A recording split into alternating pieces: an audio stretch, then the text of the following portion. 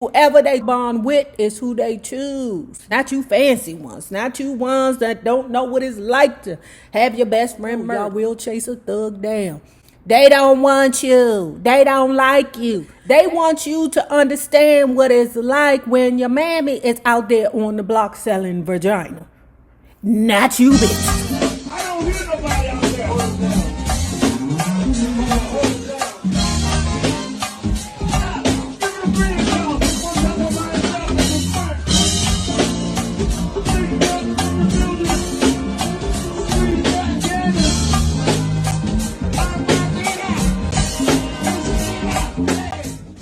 Well, hello there, love bugs. Hello there, Bellas. If you have not already done so, please remember to like, share, subscribe, and comment respectfully. And if you are not already a part of this book club,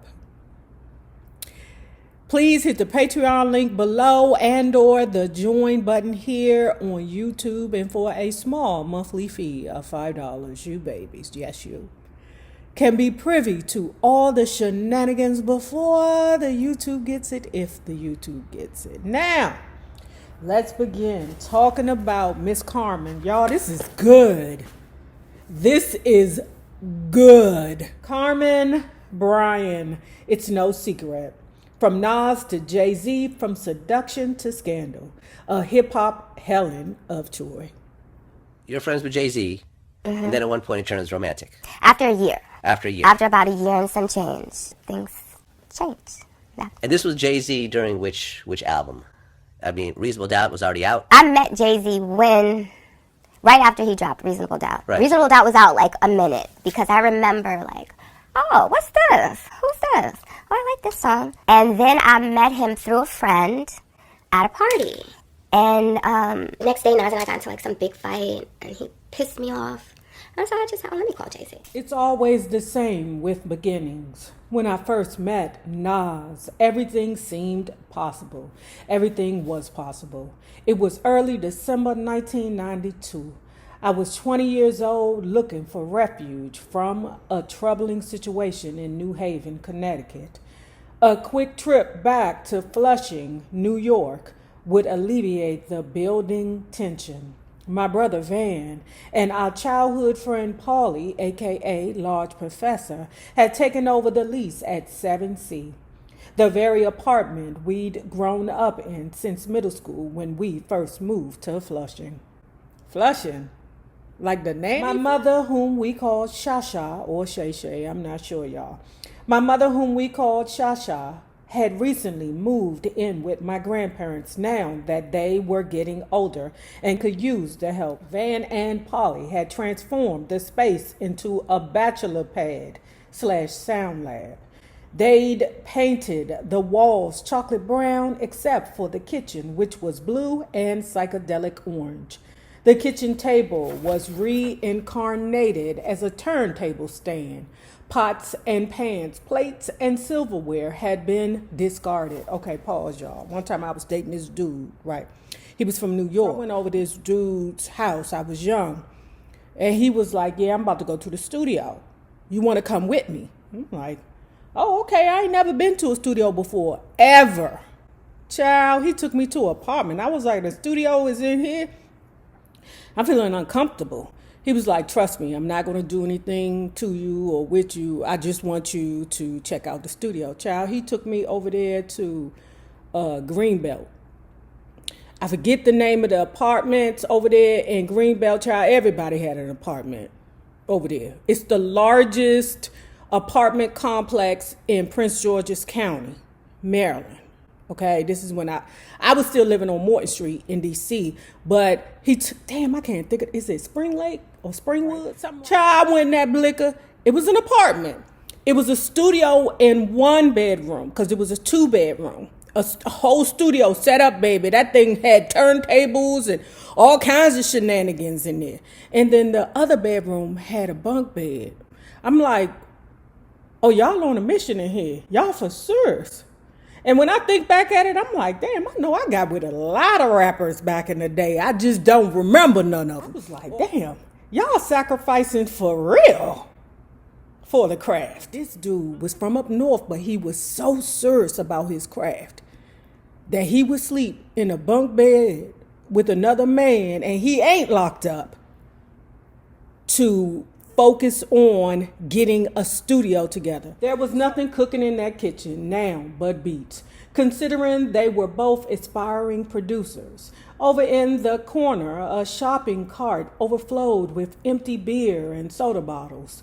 Studio equipment dominated the apartment with crates of records and clothes crammed in between. It was a budding producer's dream pad. I didn't exactly tell Van what was going on with my life in New Haven, or anyone for that matter, except that I needed to move back to New York. Without any questions or hesitation, my brother offered me his bedroom. Typical Van. He was still the generous and caring person he had been growing up. On my second day home, Paulie pulled me aside. There's someone I want you to meet.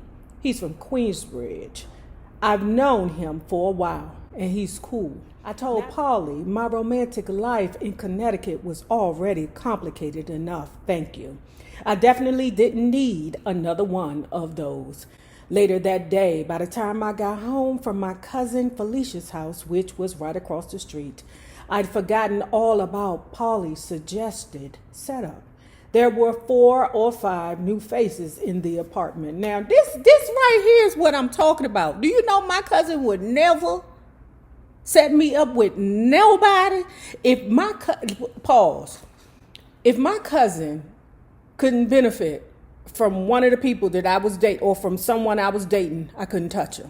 Blink, if you know what I'm saying. I don't know why people liked me. My cousin Mick, she was a red bone, but I mean, she got what she got. I'm the brown skin, but I didn't know at the time that I was attractive. I really didn't know. My cousin knew it. If I was not with somebody who he approved of, oh, Ninja, that relationship wasn't happening. Meaning that if this ninja wasn't somebody that he could connect with, that relationship wasn't happening. I was like, oh my God, is my cousin trafficking me? Is that what's happening? Was my cousin pandering me? Paulie introduced everyone. As the only woman in the place, I was bound to attract attention. The most persistent of the bunch was this guy named Wiz. Wiz was cute, but had the unfortunate conversational tick of ending every statement with a question. You know what I'm saying? So does your boy JayZ, but we'll get to that later. It took every ounce of self-control to prevent myself from blurting, "No, I don't know what you're saying. So shut the fuck up already." While Wiz talked, I had the distinct impression someone was watching me with an intense, soul-piercing stare. I traced the gaze to the other side of the room, where a guy leaned against the wall with one leg bent up under him. He was dressed in the standard uniform, Timberlands, baggy jeans, and a hoodie. His posture was also basic, hood up, shoulders slumped, with both hands wedged inside his middle pocket. But there was something very unique about this new character. His gaze seemed to take me in whole, and his mysterious charisma carried across the room, giving me a charge. It didn't take long for him to approach. "What's up? How you doing?" "I'm Nasir." I'd have been like, "Ooh, I'm ready for you, Nasir." Until I found out his ass was a Virgo. So this was the mysterious friend of Paulie's that I'd been hearing about. He was of average height and build. He pulled back his hood, and I finally got a good look at him. A clear caramel complexion, a baby afro, fine and curly, the kind you want to run your fingers through. His unique Arabic name suited him. This Nas character seemed to come from another place and time. There was something about this dude I was drawn to. "Hey, I'm Carmen. Nice to meet you. So where are you from? Where do you live?" Somebody had to get the conversation rolling. "Queensbridge. You know where that's at?" He mumbled. "Nah, not really. It's in Long Island City, right before you get on the 59th Street Bridge. It's cool. So what school did you go to? I ain't get to finish school. I dropped out in the 8th grade. My mother would have killed me if I hadn't finished school. Nas started to relax into the conversation. My mom's don't worry much about it. She was too busy working. There was nothing she could really do. You know, I'd be like, okay, I had a mother, but goddamn it, I didn't know the bitch. Because she was always gone. She was always working. The only time I saw the bitch was when there was a problem with my education. I don't know how she got the calls, because I was always home to receive them. Oh, there go to school. Pick the phone up. Ding, ding. Hang that jit, right back up. You know, they used to send letters in the mail. This bitch ain't been to school half a year. I mean, I don't, for real, I don't know. They must have called her at her job to let her know that I was up to the bullshit in high school. But anyway, back to what I was saying. The bitch ain't never come around unless it was something to do with school. That's it. I never saw the bitch. The only time she came home was when she was yelling in my face about something I did not do at school. Like I did not go. As we continued talking, I could see that Nas was way more than your average run-of-the-mill thug from the projects. He was laid back, quiet, and very intriguing. He told me the usual stories about hustling as a teenager. But when he talked, he always found an interesting way to say things.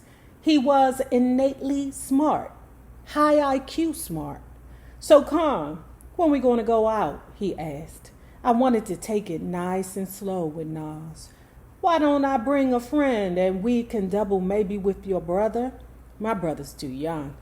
My friend Will was my age, and this is when he goes into how his friend Will was murdered, and it hurt him very much. So he's starting to well up in the eyes. He excuses himself and he goes outside to get himself together because he don't want the ninjas to know that he's emotional. But that's what Virgos are. They're emotional. They move off emotion. They walk with emotion. They act like they don't care, but every move they take is built off their emotion. Oh yeah, Virgos, I'm going to give you ninjas to business. As Nas told me the story of how his best friend was murdered, I could see the pain in his eyes. That's fucked up. I couldn't imagine losing a best friend. It was obvious that this was still a fresh wound for Nas. So she follows him outside, and with 2 fingers she lifts up his chin because, you know, he's looking down trying to hide his tears. With 2 fingers I lifted his face up to mine and gave him the ghost of a kiss. Just that faint brush of the lips swelled my heart with feelings. It was a peculiar but romantic moment. Although I had promised myself that I was going to remain single, I was falling for Nasir. Girl, that's called trauma bonding. That's what them thugs do. They trauma bond with a bitch. Someone who understands their emotions and their PTSD.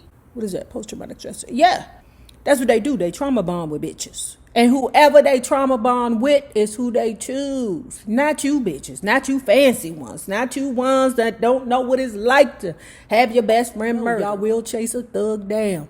They don't want you. They don't like you. They want you to understand what it's like when your mammy is out there on the block selling vagina. Not you, bitch. I think I developed my taste in men spending time with my father. We didn't participate in typical father-daughter activities like the park or the movies.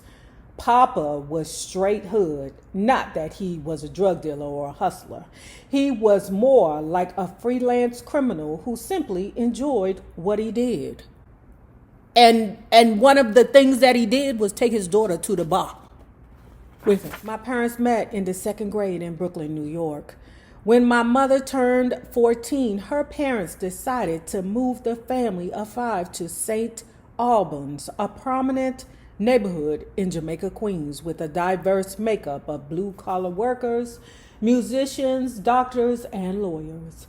It was the perfect place to raise a family. That's like our Michigan Park. It was the perfect place to raise a family. After she graduated from college, my mother's brief marriage to my brother's father dissolved. Papa Lenny's family coincidentally relocated to the same neighborhood a few years later. Inevitably, my parents bumped heads, and the reunion soon developed into a loving relationship.